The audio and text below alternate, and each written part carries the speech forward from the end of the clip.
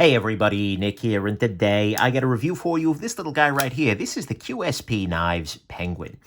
First off, though, I want to thank, in the name of full disclosure, QSP for sending this guy along.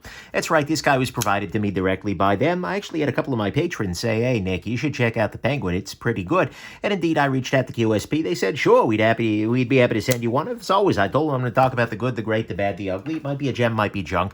They still did send it along. Nonetheless, we have to assume this is the very best quality controlled one of these guys ever. And I'm doing my best not to let that affect the nature of my review. Next thing, size comparison.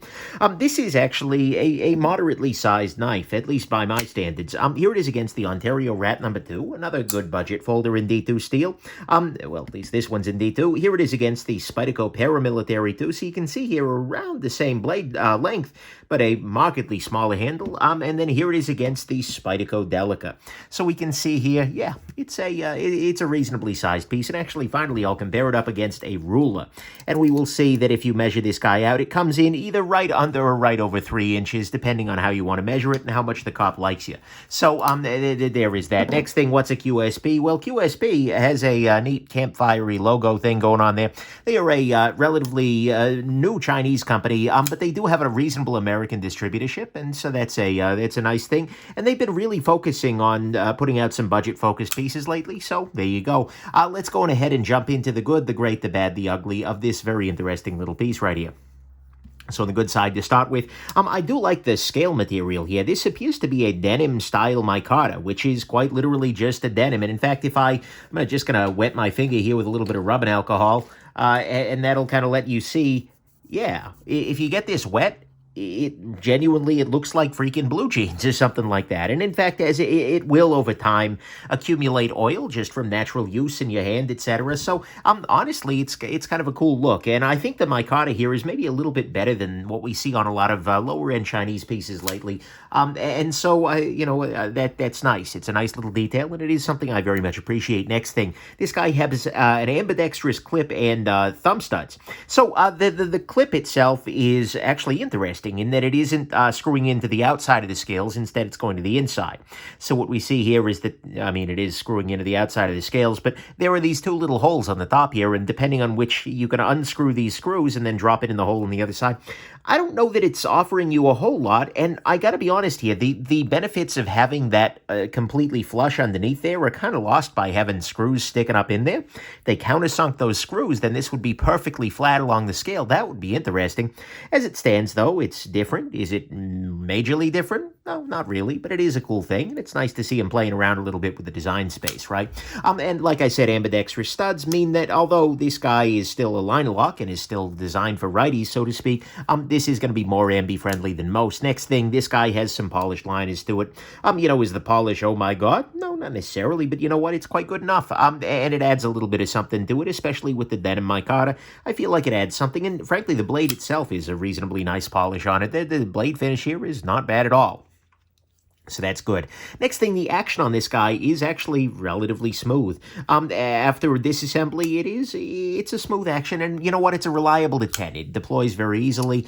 Can't argue with that there. And then finally on the bad side, finally on the good side, that is, the blade on this guy is nice. It is a D2 steel, and D2 is, of course, one of those steels that is becoming increasingly sort of the default out of Chinese, small Chinese brands, and that's, frankly, I would say a good thing. A lot of folks aren't going to like the lack of stainlessness that it exhibits relative to like 14C28N or something like that, but it's definitely an improvement over some of the alphabet soup steels we've seen in the past out of Chinese companies.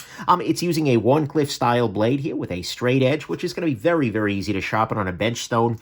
It has a relatively thin edge. It comes down to a nice acute point down there, which is good, and has a reasonable finish. The blade is good to go, and this kind of a Warncliffe style blade is very helpful for utility cutting. Look, there's a reason that most of your utility blades out there actually look like this, right? So, at least to me, all that is the good is the blade is nice, the action is reasonably smooth, the liners are polished, ambidextrous clip and studs, and the blue jeans micarta is nice. The great thing is the price, $35 for D2, just micarta. You know what? That's a pretty solid value right there.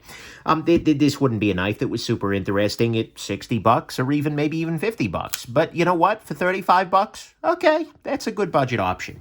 So to me, at least, what's great here is the price. They've really, they put down some quality value here. On the bad side, a couple of little details. To start with the little tiniest detail, but the sharpening choil could use to be about a millimeter longer. It's a little tiny bit of a smile up here at the end, which just means that as you sharpen it, it's going to, that'll make it a little bit more difficult than normal. Not a big deal, but an easy fix. Next thing, like I mentioned, the clip, the way they're doing it is kind of neat, but unless they countersink those screws, unless the screws are flush, the top of the screw is flush with the top of the scale, it's kind of defeating the purpose a little bit, right? I mean, it's not entirely, because there's certainly less up inside the clip than there would have been had they done the clip on the top. Like, for instance, right here, this is an Artisan Cutlery kicker, CJRB kicker, where you can see there's a lot more stuff in there, but, it feels like an extra mile that they could have gone to make that like, oh, that's a really nice detail. Next thing, lanyard hole on this guy feels a little bit lazy, just like, oh, we need a lanyard hole. Okay, no, there is one now. I don't know that lanyard holes are that crucial, especially when you have when you've got these standoffs in the back here, you could hang a lanyard off very easily. Just strikes me as like, hey, let's punch a random hole in the knife. Okay, whatever. Not a big deal, though. Then finally, on the bad side, the handle on this guy feels relatively small. Now, don't get me wrong. I have relatively small hands. But honestly, this feels a little small even in my hand. I am able to get a 4-finger grip on it, but for whatever reason, it feels like I'm both relatively far away from the blade here. And it's just sort of, I don't know, I feel like I barely have a good grip on this guy. And although the micarta makes it relatively easy for me to stay gripped onto this guy, ergonomically coupled with the clip, it's just not the best thing out there. This is kind of a nitpick. I'm going to be real with you here. There are much worse things one can say about the world. But, even for my relatively small hands, this guy feels like a little bit of a tenuous grip. And so if you've got really big hands, this guy might not be the best choice for you. So, to me, all of that is the bad, is that the ergonomics are a little bit weird, and a little bit small, in that you've got a lot of this space taken up by this choil that isn't, not choil, sorry, by the guard here.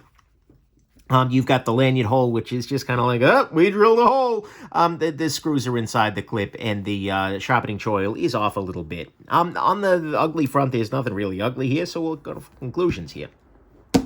Conclusion. You know what? It's $35, right? It's a solid budget piece. I mean, it's got nice micarta, ambi layout for most things, a smooth action, a nice blade, and a price that is, well, $35, and that's a price at which these knives become a lot more accessible to a lot of folks out there. I tend to spend a lot of my time on the channel looking at higher-end pieces, looking at, $1 million, $675, but, there is a really good joy to having something that is accessible to a large part of the audience, right? And to a large part of the knife world. There are a lot of folks for whom, $400 is simply off the table. Like, no, absolutely not, but where $35 is something that you could definitely look around for, and this is one of those things, right? The sharpening choil, like I said, is a little off. The screws are a little weird inside the clip there. Lanyard hole feels a little lazy, and the handle's a little bit kind of ergonomically weird, I guess, for lack of a better term. But you know what? $35? Okay, whatever. And the thing is, there are increasing numbers of knives available at this price point, right? I mean, it used to be that $35 was just like, whoa, amazing. But no, nowadays, a lot of companies are starting to do that. I mean, and even coming in lower than that. CRKT has got entries. You've got things from Roike, whatever you want to pronounce it.